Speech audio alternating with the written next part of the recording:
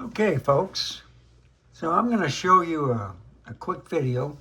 I failed on showing what I did with this monitor, but I like the settings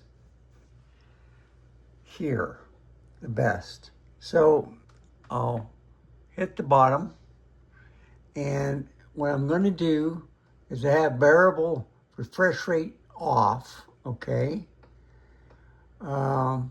If we go to the game visual, there's different modes, but I picked user mode, okay? Get out of there, then you go to the image, okay?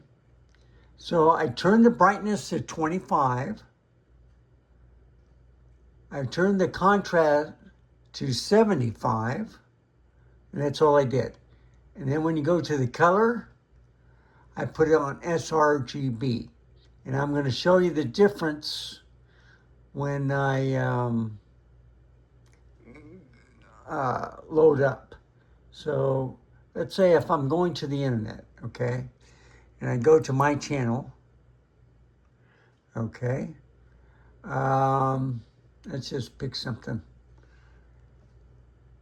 I'll pick this video, okay, and I'm going to get out of it real quick.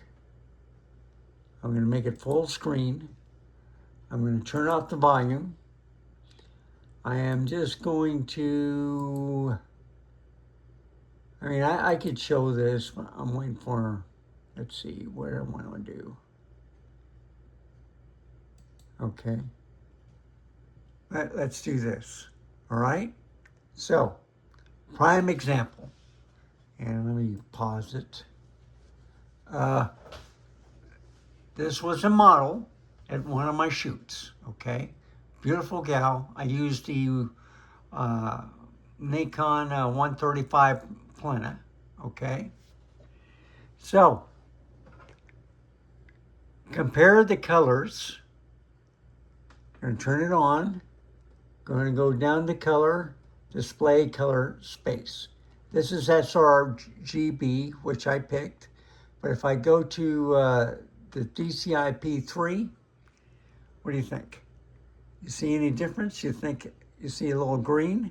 If I go here, it's a little bit more magenta, okay?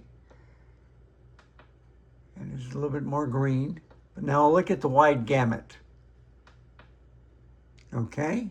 So it's really magenta. So I picked the sRGB because it was in the middle. Okay?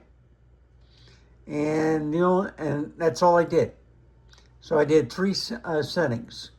The display color space. I changed the brightness and contrast. So it was 50, well, I think it was like an 80 something, but the brightness was too snowy. So I turned that to 25 and the contrast to 75. That's all I did. And of course, in the gaming, I told you I put on the game visual to user mode. That's it.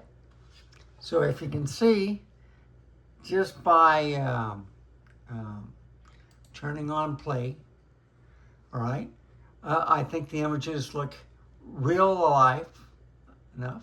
And this is on the iPhone that I'm recording this. So what do you think?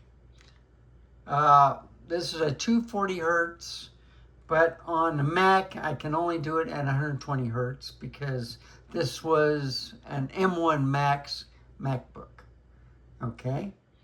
And I have like a USB-C to, and you see it changed automatically.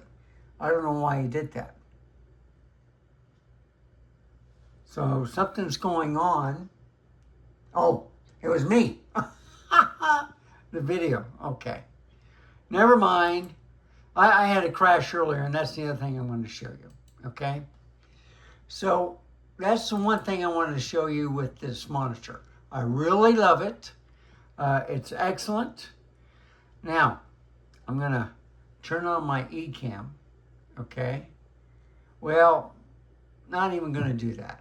Let's just go back to YouTube, and I can explain better this way, okay? Let's say you turn on your monitor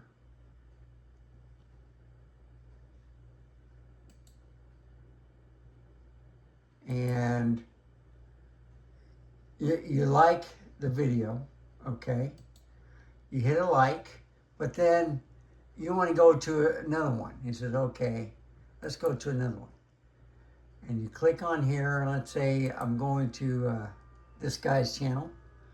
And somehow, when I try to give a like, now it will do it on here, but I've noticed that it won't allow me to give a like, especially if you go to full screen and you scroll down.